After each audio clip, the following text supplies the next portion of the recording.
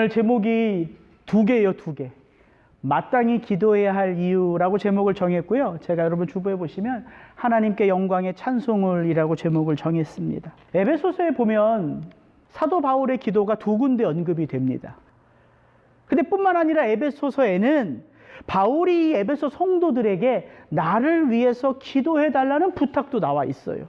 즉 기도는 사도만 하는 게 아니에요. 기도는 신앙이 좋은 사람들만 하는 게 아니라요.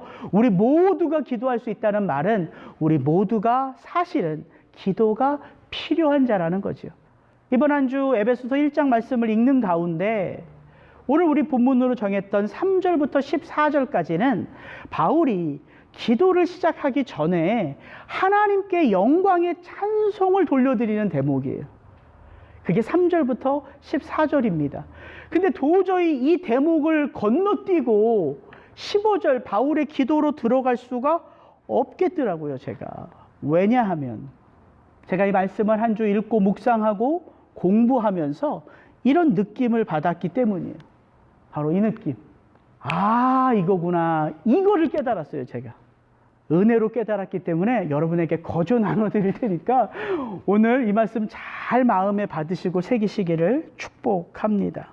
바울이 어떻게 그렇게 기도를 그의 삶에 채우는, 기도하는 삶을 살아갈 수 있었는가?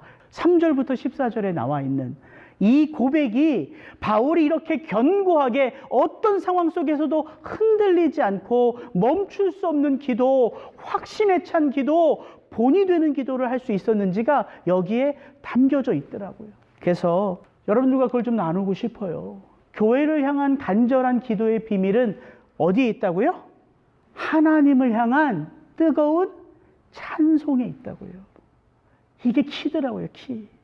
오늘 우리가 읽은 3절부터 14절까지 여러 문장으로 되어져 있잖아요. 근데 사실 이것을 헬라어 원어로 보면 이것은 하나의 문장이에요. 쉽지 않죠, 상상하기가. 제가 이런 생각이 들어요. 바울이 이제 에베소서를 쓰면서 이 에베소서를 대필 했거든요, 두기고가. 이제 바울이 자기 마음속에 성령의 이끌리심을 따라 시작을 하면서 찬송하리로다 하나님을 하니까 그 다음에 계속해서 성령께서 바울의 마음속에 멈출 수 없는 그 영광의 하나님에 대한 고백들을 끊임없이 고백하게 하는 거예요. 그래서 잊고 또 잊고 또 있고 해서 만들어진 이 하나의 문장이 3절부터 14절까지 바울의 찬송이라는 거예요. 여러분 이거 어렵게 생각할 필요 없습니다. 제가 여러분들이 적어낸 그 기도 용지 가지고서 산책하면서 기도하잖아요. 그러면은 한 분을 위해서 뭐 1시간씩 기도하겠어요? 그렇지 않죠. 내주신 기도의 제목 가지고 쭉 읽어가면서 마음으로 기도하면서 넘기죠, 다음 분을. 근데 이게 넘어가지 않는 분들이 있다고요. 항상 그러진 않지만 어느 때에 이분을 위해서 기도하는데 하나님이 제 안에 끊임없이 고백하게 하세요. 누구를? 그분을. 기도하는 저도 놀래요. 그래서 성령님이 우리 집사님에게 이런 마음이 있으셨구나 기도하면서 저도 놀래요. 우리도 기도하면서 체험할 수 있는 고백이에요. 불이 붙은 거예요, 바울이. 하나님에 대한 찬송의 노래를 하면서 그 마음이 불이 붙어서 뜨거워지니까 고백하게 되었다는 것이죠. 바울의 이 멈출 수 없는 기도, 확신에 찬 기도, 본이 되는 기도, 이것은 바로 하나님을 향한 영광의 찬송에 있었어요. 바울의 마음이 그 하나님으로 충만하게 채워질 때에 기도가 터지는 거거든요. 그래서 저는 우리가 이 땅을 살아가면서 결단코 기도 없이 살아갈 수 없잖아요.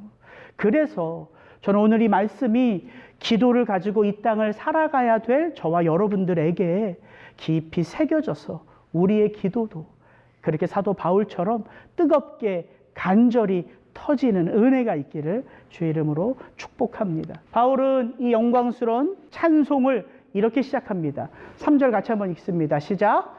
찬송하리로다 하나님 곧 우리 주 예수 그리스도의 아버지께서 그리스도 안에서 하늘에 속한 모든 신령한 복으로 우리에게 주시되. 바울은 그 찬송의 시작을 누구로부터 시작합니까? 하나님으로부터 시작해요. 이게 구원의 순서고 이게 찬송의 순서예요. 하나님이 우리를 조성하셨고요.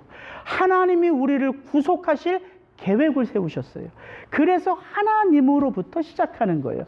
찬송하리로다 하나님. 근데 이 우리가 많이 보는 NIV 성경에 보면은 저 한글 번역이 이 NIV를 번역한 거예요. 이렇게 돼 있어요. Praise be to the God. 찬송의 하나님 이렇게 번역되어져 있어요. 그런데 NIV 성경을 제외한 거의 대부분의 영어 성경은 저 원어를 이렇게 번역해요. Blessed be the God 이거예요. Praise be to the God이 아니라 Blessed be the God. 하나님이 어떤 분이라는 거예요? 복 있으신 분이라는 거예요.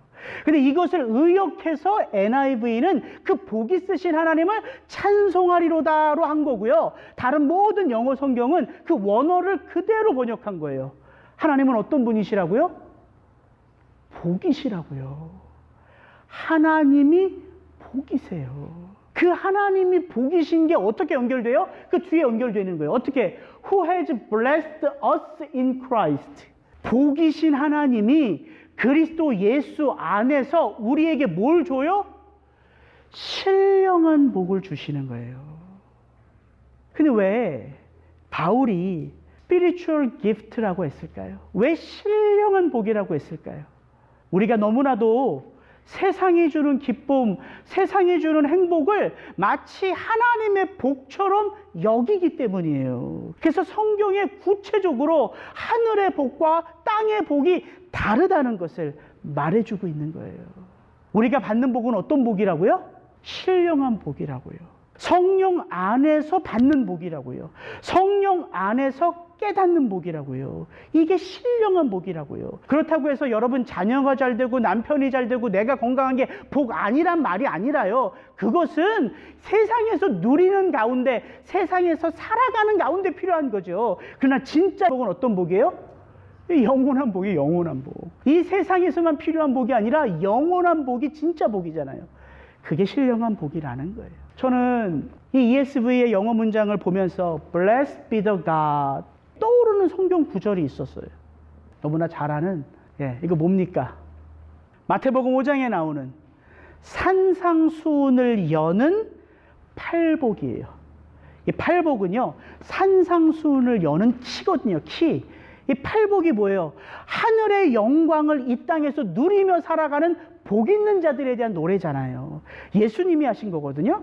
이렇게 되어 있습니다. 심령이 가난한 자는 복이 있나니, 애통하는 자는 복이 있나니, 온유한 자는 복이 있나니. 한글 번역을 영어로 바꾸면 전부 다 밑에처럼 되어 있어요. Blessed are the poor. Blessed are those who mourn. 전부 다 복이 있구나. 가난한 자들이요. 복이 있구나. 애통하는 자들이요. 복이 있구나. 긍휼한 자들이요. 복이 있구나. 의에 줄이고 목마른 자들이요. 여기 어디 돈 벌고 건강하고 이런 게 나와 있어요? 이건 전부 다 신령한 복을 말하는 거예요. 세상에서 누리는 그 차원의 복을 의미 없다고 말하는 게 아니라 예수님이 우리 가운데 오셔서 주시고자 하는 진정한 복은 신령한 복. 우리가 그리스도 예수로 만족하는 삶. 왜? 그분이 하나님이시기 때문에. 그래서 바울이 이 찬송을 바로 이렇게 시작하는 거예요.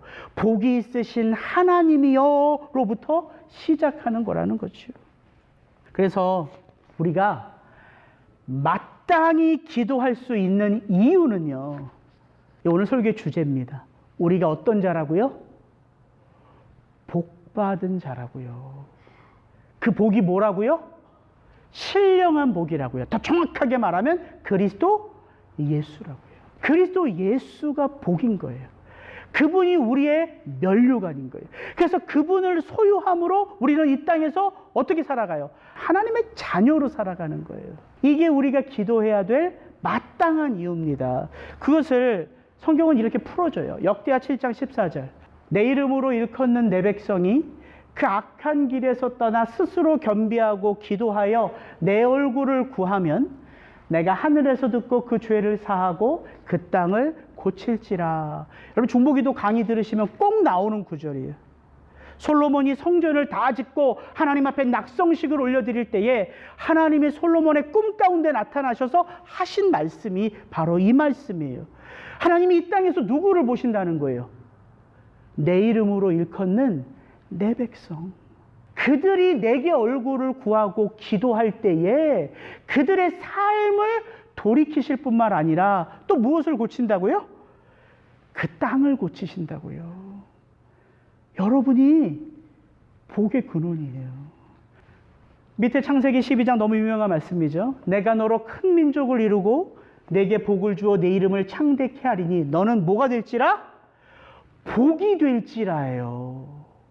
아브라함을 부르실 때 하나님이 아브라함에게 너 내 백성이 되면, 내 자녀가 되면 내가 가나안 땅을 너를 선물로 줄게, 이 차원이 중요한 게 아니라 네가 복이 될지라. 너를 저주하는 자는 너 때문에 내가 저주할 거고 너에게 복을 비는 자는 너 때문에 내가 복을 빌어줄 거야. 너는 복의 근원이라. 아브라함이 받은 축복이 이 복의 근원되는 축복이기에 우리를 다 영적 아브라함의 후손이라고 바울은 갈라디아서에서 말하는 거예요. 저는 저와 여러분들이 이 복이 바로 나인 것을 마음에 깊이 새겼으면 좋겠어요. 그것이 기도의 출발이거든요. 그렇다면 여러분이 나 하나쯤이야 하는 이런 고백, 나 하나쯤이야, 내가 하는 이 행동쯤이야, 이렇게 말하는 건 하나님을 모르는 자들이 하는 소리지, 바로 그 한 영혼을 위하여 하나님이 도대체 무엇을 하셨는지를 알게 된다면 우리 그런 말 못합니다. 하나님이 아이고 이 녀석아 너 하나 때문에 내가 뭘 했는데 이걸 하나님이 말씀하신다니까요. 그래서 오늘 나 한 사람을 위해서 하나님이 도대체 무엇을 하셨길래 바울은 이렇게 영광스러운 찬송을 끊이지 않고 하나님 앞에 올려드렸는가, 그걸 좀 구체적으로 살펴보기를 원합니다. 첫째, 같이 한번 읽습니다. 나 한 영혼을 구속하시기 위하여 삼위의 하나님이 쉬지 않고 영원부터 영원까지 일하십니다. 여러분 3절부터 14절을 읽어보시면 삼위의 하나님이 등장하세요. 하나님, 그리스도, 예수, 성령님이에요. 이 삼위의 하나님이 쉬지 않고 일하시는데 언제부터 언제까지 일하시냐면 영원 전부터 영원 끝까지. 누구를 위하여? 여러분 한 사람을 위하여. 이것이 그 찬송의 고백입니다. 먼저는 하나님이 어떤 일을 하셨는지 우리 4절부터 6절을 같이 한번 읽습니다. 곧 창세전에 그리스도 안에서 우리를 택하사 우리로 사랑 안에서 그 앞에 거룩하고 흠이 없게 하시려고 그 기쁘신 뜻대로 우리를 예정하사 예수 그리스도로 말미암아 자기의 아들들이 되게 하셨으니 이는 그의 사랑하시는 자 안에서 우리에게 거저 주시는 바 그의 은혜의 영광을 찬미하게 하려는 것이라. 우리의 구속이 언제부터 계획됐다고 말합니까? 바울은 창세 전이라고 말해요. 모든 것이 존재하기 전부터 하나님은 타락한 백성, 타락한 백성이 있기도 전에 타락한 백성을 구원하실 계획을 세우셨다는 거예요. 근데 이게 하나님이 느낌대로, 하나님의 그냥 감정대로 우연히 그 계획을 세우셨대요. 어떻게 말합니까? 바울은 그의 기쁘신 뜻대로. 여러분, 우리가 하나님이 온전히 하셨어, 사실 이건 맞는 표현이 아니에요. 사람에게는 이 사람이 온전히 살 수도 있고 좀 삐딱하게 살 수도 있고 이런 표현이 맞지만 하나님께 온전이라는 그 온전히를 붙일 수 있는 사람이 누가 있어요? 없어요. 하나님은 하나님이세요. 하나님은 곧 하나님이세요. 신학교 때 조직 신학이 참 힘들었어요. 시스테믹 디알로지 수업을 들으면 그 클래스마다 미국 애들이 한참 손을 들고 질문을 해요. 그러면은 저는 다 못 알아듣겠어요. 근데 제가 꼭 알아듣는, 제 귀에 너무 분명하게 들리는 한마디가 있어요. 제일 끝에 이 말이 딱 떨어지면 그 질문은 끝이에요. Hey guys, God is God. 이거예요. 하나님은 하나님이죠. 무슨 말인지 아세요? 그 하나님을 우리가 다 이해할 수도 헤아릴 수도 없다는 거예요. 여러분 3절부터 14절을 그냥 읽으면 콧노래를 부르며 읽겠지만 눈을 부릅뜨고 한자 한자를 생각하면서 읽으면 이건 어려운 단어 투성이에요. 예정, 택하심, 구속, 피 흘림, 은혜, 경륜, 이걸 우리가 어떻게 풀어요? 이 하나하나의 단어를. 그래서 저는 오늘 이 설교를 교리적으로 하고 싶은 마음이 전혀 없습니다. 그런 능력도 없어요. 그런데 이런 말씀은 여러분에게 꼭 드리고 싶어요. 우리가 단어 하나하나가 어려운데 그걸 내가 꼭 알아야 되겠고 꼭 이해해야 되겠고 이렇게 마치 하나님을 우리 수준으로 자꾸 낮추려는 시도를 하지 말고 바울의 이 고백을 좀 새겼으면 좋겠어요. 깊도다 하나님의 지혜와 지식이 부요하며 그의 판단은 측량치 못할 것이며 그의 길은 찾지 못할 것이로다. 하나님이 이해하게 해주실 때 이해하시면 돼요. 하나님이 깨닫게 해주실 때 깨닫고 체험하게 해주실 때 체험하며 그렇게 하나님의 하나님 되심을 인정하는 삶 속에 우리의 믿음은 자라가는 거예요. 우리가 하나님을 다 헤아릴 수 없다고 바울이 고백하잖아요. 전도서에는 이렇게도 말합니다. 하나님께서 행하시는 일을 보라. 하나님께서 굽게 하신 것을 누가 능히 곧게 하겠느냐. 형통한 날에는 기뻐하고 곤고한 날에는 되돌아보아라. 이 두 가지를 하나님이 병행하게 하사 사람이 그의 장래 일을 능히 헤아려 알지 못하게 하셨느니라. 우리에게는 우리 앞에 있는 일들을 다 알 수 있는 지혜가 없다고 말씀하시는 거예요. 다만 곤고한 날이 있고 형통한 날이 있다는 거예요. 형통한 날에는 그 하나님께 기뻐하고 찬송하며 곤고한 날에는 기도하라는 거예요. 이게 하나님이십니다. 하나님이 근데 우리들을요, 그 기쁘신 뜻대로 우리들을 예정하신 그 하나님이 도대체 무엇을 하시려고? 사랑 안에서 그 앞에 거룩하고 흠이 없게 하시려고. 이것이 구속의 목적입니다. 그래서 이 짧은 한 문장 속에 하나님의 계획이 언제 세워졌고 어떻게 세워졌고 무엇을 위하여 세워지셨는지가 다 나와 있는 거예요. 하나님이 거룩이세요. 그래서 우리를 구속하신 이유는 우리의 타락을 아신 하나님께서 하나님과 우리 사이에 깨어진 그 관계를 그리스도 예수 안에서 회복하게 하시는 계획을 세워주셨다는 거예요. 영원 전에. 두 번째, 7절부터 10절은 도대체 이 하나님의 계획을 예수님이 어떻게 이 땅에서 성취하셨는지를 말하는 거예요. 같이 한번 읽습니다. 시작. 우리가 그리스도 안에서 그의 은혜의 풍성함을 따라 그의 피로 말미암아 구속 곧 죄사함을 받았으니 이는 그가 모든 지혜와 총명으로 우리에게 넘치게 하사 그 뜻의 비밀을 우리에게 알리셨으니 곧 그 기쁘심을 따라 그리스도 안에서 때가 찬 경륜을 위하여 예정하신 것이니 하늘에 있는 것이나 땅에 있는 것이 다 그리스도 안에서 통일되게 하려 하심이라. 하나님이 구속을 계획하셨다면 예수님은 그 아버지의 그 구속하심의 계획을 이 땅에 친히 육신의 몸을 입고 오셔서 실행하셨어요. 이게 예수님이 하신 일이에요. 하나님이 말로써 우리를 구속하신 게 아니에요. 말로써 내가 너희들의 죄를 다 용서해. 하나님이 말로써 세상을 창조하셨잖아요. 빛이 있으라. 근데 왜 용서는 말로써 못하실까요? 여기 안에 하나님의 사랑이 담겨져 있는 거예요. 여기 안에 하나님의 공의가 담겨져 있는 거예요. 거룩하신 그 하나님이 거룩함 그 자체이기에 거룩하지 않은 우리들을 말로써 씻으시고 말로써 품으실 수 없는 거예요. 왜? 그러면 거룩은 부인되는 거거든요. 하나님의 거룩이 부인되는 거거든요. 그래서 그 거룩하신 하나님의 그 거룩하심을 지킬 뿐만 아니라 죄악 가운데 있는 우리들을 그 거룩하신 하나님께서 품어주시기 위해서는 거룩하지 않는 존재와 거룩하신 하나님 사이에 누가 있어야 돼요? 그 양쪽을 모두 다 헤아리고 이해할 수 있고 품을 수 있는 완전하신 중보자가 필요한 거예요. 그래서 바울이 말하는 거예요. 하나님과 우리 사이의 중보자는 하나요. 그가 바로 누구라고요? 그리스도 예수라.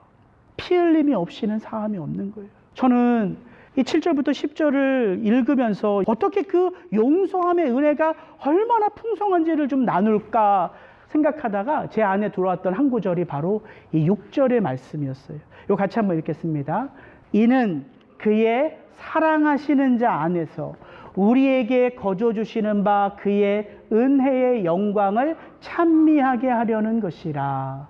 아버지께서 그가 사랑하시는 자 안에서 죄인들을 용서하셨다는 거예요. 그럼 그의 사랑하시는 자는 누구예요? 예수 그리스도죠. 예수 그리스도. 정말 하나님은 이 아들 예수 그리스도를 사랑하셨어요. 우리가 어떻게 알 수 있어요? 우리의 머리카락까지 세시는 하나님이시라면, 우리들을 위하여 주무시지도 졸지도 않는 하나님이시라면, 당신이 영원부터 함께 하셨던 아들을 이 땅에 보내시고 하나님이 어떻게 하셨을 것 같으세요? 주목해서 보셨겠지요. 주목해서. 우리들을 그렇게 보시는 것처럼. 그래서 성경에는요, 이 표현이 예수님의 중요한 사역 때마다 반복해서 나와요. 이는 내 사랑하는 아들이요, 내 기뻐하는 자라. 언제 하나님이 이 고백하셨어요? 예수님이 공생의 사역을 시작하실 때, 세례 요한으로부터 세례를 받으실 때, 하늘에서 그 소리가 들렸다고 말합니다. 예수님이 공생의 사역을 마무리하고 이제 예루살렘에 들어가셔서 십자가를 지실 때 마지막 변화산상에서 또한 제자들이 하나님으로부터 이 소리를 들어요. 이는 내 사랑하시는 자요, 내 기뻐하는 자라. 왜 바울은 이 표현을 썼을까요? 우리의 구속이 그 하나님이 사랑하시는 바로 이 예수 안에서 그의 피로 말미암아 됐다는 이 표현을 바울이 왜 이렇게 강조하는 것일까요? 이유는 하나입니다. 하나님이 영원부터 함께 하셨던 그의 독생하시는 아들을 사랑하는 그 사랑의 분량이 죄인인 우리들을 사랑하시는 하나님의 분량이기 때문이에요. 그래서 반복해서 하나님이 말씀하시는 거예요. 야, 얘들아, 들어봐. 바로 그가 내가 사랑하는 아들이고 내가 기뻐하는 아들이야. 근데 그 아들을 하나님이 어디에 세우세요? 변화산을 지나 예루살렘으로 들어가 그 예수님이 어디에 서세요? 골고다 언덕에 십자가를 지고 서세요. 생각해 보세요. 사탄의 꾀임에 빠져 하나님을 거역하고 그 하나님의 다스림과 통치를 인정하지 않는 죄인들을 향하여 하나님이 보여주신 사랑은 영원부터 함께 하셨던 그 예수를 이 땅에 보내셔서 모든 하나님의 진노를, 모든 멸시와 수치를 그 아들 예수 그리스도의 삶에, 생명에 그대로 부으셨다는 사실이에요. 이것을 우리가 신학적으로 들으면 그렇게 큰 의미를 찾지 못해요. 그래서 이것은 신학적인 의미로 해석하는 게 아니라요, 체험적인 해석이 필요한 거예요. 여러분, 이게 구원이에요. 이 신학적인 본질의 내용이 내 삶에 체험적으로 다가올 때 우리는 하나님의 사랑을 구원이라는 이름으로 받는 거예요. 왜? 그 십자가에 사실 내가 달린 거기 때문에. 그래서 저는 이런 생각을 해봤어요. 상상이죠, 상상. 영원 전부터 그 하나님 아버지와는 분리된 적이 한 번도 없으신 예수님이에요. 아들 예수님. 그 예수님이 십자가 상에서 뭐라고 고백했습니까? 마지막 말씀. 나의 하나님, 어찌하여 나를 버리셨나이까? 라는 고백이에요. 분리. 하나님으로부터 단 한 번도 분리된 적이 없어요. 근데 예수님이 그 십자가 상에서 하나님으로부터 분리되신 거예요. 왜 예수님이 십자가 지는 것을 그렇게 두려워하셨을까? 말이 안 되잖아요, 사실은. 왜? 창세 전부터 아셨던 일이잖아요. 근데 왜 이렇게 그것을 두려워하세요? 여태까지 그것을 위해서 여기까지 왔고 그것을 기쁨으로 받으시기 위하여 십자가에 달리셨는데 왜 마지막 장면에선 그렇게 땀이 땅에 떨어지는 피가 될 정도로 하나님 앞에 왜 그런 고백을 하세요? 바로 이것 때문에 그래요. 단 한 번도 그분으로부터 떠난 적이 없는 완전한 하나이신 예수님이셨기 때문에 아버지의 입장을 한번 생각해 보세요. 단 한 번도 타인이 아닌 나라는 존재를 하나님이 모든 진노를 다 그 나라는 존재 속에 쏟아 부으실 때 아버지의 마음은 어떠셨을까? 여기에 우리를 향한 아버지의 사랑이 담겨져 있다는 거예요. 이거를 제가 어떻게 설명해 드릴 수가 없겠더라고요. 그래서 몇 가지 말씀만 좀 여러분에게 들려드릴게요. 너무 잘 아는 말씀이고 제가 많이 인용하는 말씀입니다. 우리가 아직 죄인 되었을 때에 그리스도께서 우리를 위하여 죽으심으로 하나님께서 우리에게 대한 자기의 사랑을 확증하셨느니라. 그리스도 예수가 십자가에 달려 죽으셨어요. 우리가 착한 일 할 때가 아니라 죄인이었을 때에. 근데 우리가 죄인이었을 때 그리스도의 십자가 사건이 무엇을 확증했다고요? 우리를 향한 하나님 아버지의 사랑이래요. 바울은 이렇게도 고백합니다. 만일 하나님이 우리를 위하시면, 여기서 만일은 if라는 말의 의미가 아닙니다. 그 하나님의 사랑을 체험한 당신이라면, 이런 뜻이에요. 누가 우리를 대적하리요? 자기 아들을 아끼지 아니하시고 우리 모든 사람을 위하여 내어주신 이가 어찌 그 아들과 함께 모든 것을 우리에게 은사로 주지 아니하시겠나이까. 이건 다 과거형이죠. 하나님은 이미 그 아들을 나를 위해서 보내주셨어요. 그것을 믿는 믿음으로 우리는 이 땅을 살아가는 거예요. 환경을 바라보며 살아가는 게 아니라 내 삶 속에서 좋은 일이 일어나면 나를 축복하시고 굳은 일이 일어나면 나를 저주하시는 환경을 따라 살아가는 것이 아니라 하나님이 당신의 아들을 나를 위하여 주셨다는 이 사실을 믿는 믿음으로 살아가는 거예요. 여러분, 고난주간이 되면은 항상 듣는 이사야서 53장의 말씀을 제가 한번 읽어드릴 테니까 눈을 감고 한번 들어보세요. 좀 긴 말씀인데 제가 한번 읽어드릴게요. 우리의 전한 것을 누가 믿었느냐? 여호와의 팔이 네게 나타났느냐? 그는 주 앞에서 자라나기를 연한 순 같고 마른 땅에서 나온 줄기 같아서 고운 모양도 없고 풍채도 없은즉 우리의 보기에 흠모할 만한 아름다운 것이 없도다. 그는 멸시를 받아서 사람에게 실어 버림받았으며 간고를 많이 겪었으며 질고를 아는 자라. 마치 사람들에게 얼굴을 가리우고 보지 않음을 받는 자 같아서 멸시를 당하였고 우리도 그를 귀히 여기지 아니하였도다.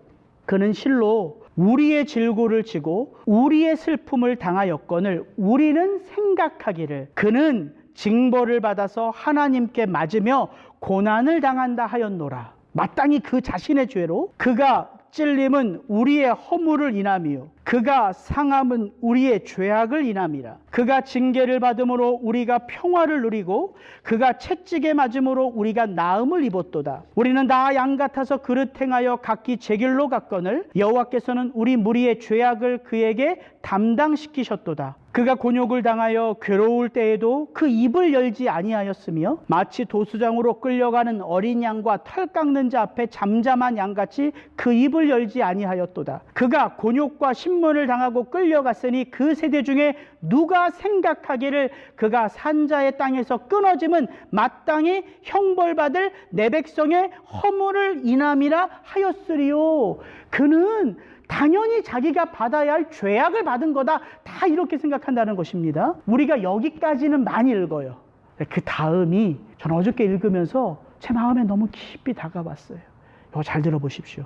여호와께서 그로 상함을 받게 하시기를 원하사 질고를 당케 하셨은즉 그 영혼을 속건제물로 드리기에 이르면 그가 그 씨를 보게 되며 그날은 길 것이요 또 그의 손으로 여호와의 뜻을 성취하리로다. 가라사대 그가 자기 영혼의 수고한 것을 보고 만족히 여길 것이라. 나의 의로운 종이 자기 지식으로 많은 사람을 의롭게 하며 또 그들의 죄악을 친히 담당하리라. 이러므로 내가 그로 존귀한 자와 함께 분깃을 얻게 하며 강한 자와 함께 탈취한 것을 나누게 하리니 이는 그가 자기 영혼을 버려 사망에 이르게 하며 범죄자 중 하나로 헤아림을 입었음이라. 그러나 실상은 그가 많은 사람의 죄를 지며 범죄자를 위하여 기도하였느니라 하시니라. 어제 너무 잘 아는 이 이사야서의 말씀을 읽는데 제 마음이 주체할 수 없겠더라고요. 나를 향한 하나님의 사랑은 도대체 뭘까? 이거 항상 우리가 생각하거든요. 좀 힘들고 어려우면, 조금 내 인생이 좀 막힌 것 같고 답답하면 항상 제 마음속에 하나님 도대체 저를 얼마나 사랑하세요? 사랑은 하시는 거예요, 하나님? 이런 질문들이 제 안에 너무나 쉽게 고백되어지는데, 오늘 바울은 나를 향한 하나님의 사랑의 분량이 그리스도 예수를 향한 하나님의 사랑의 분량과 똑같다고 말하는 거예요. 이거를 체험해 봤으면 좋겠어요. 죽을 때까지 제 안에 이것을 체험하고 또 체험해서 제 속에 이 사랑으로 좀 풍성해졌으면 좋겠어요. 어떤 삶이 내 앞에 펼쳐지더라도 요동하지 않게 내가 그 사랑에 잠겨서, 그 성령에 잠겨서 그런 마음이 제 안에 들더라고요. 저는 여러분에게도 그 예수님의 사랑이, 그 하나님의 사랑이 풍성하게 채워져 가기를 주의 이름으로 축복합니다. 마지막으로 에베소서 1장 13절 14절에 보면 삼위 하나님 가운데 성령님이 이 모든 일들을 인치셨다고 나옵니다. 하나님이 계획하시고 그리스도 예수가 성취하신 이 구속을 성령께서 인치셨다고 말해요. 어제 요한복음 15장 5에서 성령에 대한 이야기를 어제 큐티 본문이었는데, 거기 보면은 예수님이 이렇게 제자들에게 그 마지막에 말씀하시죠. 세상이 너희를 미워하면 세상이 너희를 미워하기 전에 누구를 먼저 미워한 거다? 나를 미워한 거다. 너희는 이 세상에 속한 자가 아니다 말씀하세요. 우리는 이 땅을 살아가고 있거든요. 근데 예수님은 우리에게 말씀하세요. 너는 이 땅에 속한 자가 아니야. 이 땅에서 일어나는 이 모든 일들을 사실 우리가 감당하기가 어렵잖아요. 그럼 뭐예요? 아니, 감당할 수 있는 힘을 주셔야지. 그래서 말씀하시는 거예요. 성령님을 주신다고. 내가 아버지께로 가는 것이 너희에게는 유익함이라. 그가 너희 안에 너희와 함께 하리라. 근데 예수님이 그 성령님을 어떤 영이라고 말씀하세요? 그 보혜사 성령은 진리의 영이라 이렇게 말씀하세요. 이게 키예요. 누가 진리예요? 예수 그리스도잖아요. 내가 곧 길이요 진리요 생명이라. 그래서 성령 안에 있는 자만이 예수를 my Lord, my Savior라고 고백할 수 있는 거예요. 그리고 성령 안에 있는 자만이 예수님의 말씀을 기억하고 깨달을 수 있어서 그분이 우리에게 원하시는 바대로 나아갈 수 있는 거예요. 그걸 뭐라고 말하냐면, 그가 너희 가운데 오면 그가 너를 어떤 길로 인도한다? 진리의 길로 인도하시리라 이렇게 말하는 거예요. 정확하죠? 진리의 영이 진리의 길로 우리들을 인도해 가세요. 그가 우리를 진리의 길로 인도하면서 우리의 삶 속에 맺어지는 열매들이 있어요. 어떤 열매예요? 그게 성령의 열매예요. 사랑의 열매. 하나님이 말씀하셨잖아요. 사랑 안에서 너희를 흠이 없고 거룩하게 하신다. 사랑 안에서. 왜 사랑일까요? 거기에 은혜 안에서 너희를 거룩하게 한다. 능력 안에서 너희를 거룩하게 한다. 이렇게 말씀할 수도 있는데, 바울은 사랑 안에서 우리를 거룩하고 흠이 없게 하시려고 이렇게 말해요. 왜인지 아세요? 사랑이 용납해주고, 사랑이 인내해주고, 사랑이 기다려주고, 사랑이 부족함을 채워주고, 사랑이 모든 것이기 때문이에요. 그래서 우리가 그 성령 안에서 걸어가면 어떤 열매를 맺는다고요? 사랑의 열매. 둘째, 3절부터 14절을 보시면요, 하나님께 올려드리는 바울의 이 영광스러운 찬송에는요, 뭐가 없다? 우리가 마땅히 해야 할 그 어떤 목록도 없다. 이게 놀라운 거예요. 없어요. 내가 너를 이렇게 사랑하니까 뭐해? 없어요. 없어요. 요즘 피터슨 목사님은 이 문장 3절부터 14절까지 나오는 이 문장 가운데 7개의 동사를 들어서 하나님의 그 영광을 말하는데, 그 7개 동사를 제가 하나하나 살펴보니까 전부 다 그 앞에 이렇게 되어 있어요. 3절 동사, 모든 신령한 복으로 우리에게 복 주시되, 이 동사예요. 우리에게 복 주시되. 4절, 그리스도 안에서 우리를 택하사 동사예요. 6절, 그의 사랑하시는 자 안에서 우리에게 거저 주시는 바. 8절, 그 모든 지혜와 총명으로 우리에게 넘치게 하사. 9절, 그 뜻의 비밀을 우리에게 알리셨으니. 10절, 모든 사람, 우리를 포함한 모든 것들이 그리스도 안에서 통일되게 하려 하심이라. 이 7개 동사인데요, 이 7개 동사 다 앞에 뭐가 있어요? 우리가 있어요. 하나님의 모든 행함은 누구를 향하고 있어요? 우리를 향하고 있어요. 여러분, 이 마음이 바울 안에 충만하게 채워져 있는 거예요. 이것이 바울 안에 충만하게 채워짐으로 뭐가 터진다고요? 기도가 터진다고요. 저와 여러분들이 예수를 잘 믿기 위하여 무엇을 하는 게 중요한 게 아닙니다. 뭐가 먼저예요? 나를 향한 하나님의 사랑이 어떤 사랑인지를 자꾸 내 마음에 채우면 삶은 열리는 거거든요. 기도는 열리는 거예요. 바울은 결코 이 교회를 위한 기도를요, 교회를 개척하는 이 복음전도 사역을요, 하나님이 두려워서, 무서워서, 잘 보이고 싶어서 했던 게 아니란 말입니다. 어떻게 시작하는 거예요, 이 삶이? 바울에게 어떻게 시작됐어요? 하나님이 나에게 무엇을 행하셨는지가 그 바울의 마음에 풍성하게 채워질 때 이게 터지는 거예요. 그 말은 즉슨 저와 여러분이 아무것도 할 일이 없다는 말이 아니라, 우리가 하는 모든 것들은 우리를 향한 하나님의 이 모든 것들이 내 속에 충만하게 채워짐으로 나타나는 반응이라는 거예요. 하나님이 모든 것을 나를 위해서 행하셨는데 그걸 내가 다 누렸어요. 당연히 내가 누구를 향할까요? 하나님을 향하는 거죠. 이게 신앙이란 말입니다. 저는 저와 여러분들이 이 사랑 안에서 기도가 터졌으면 좋겠어요. 같이 기도하겠습니다.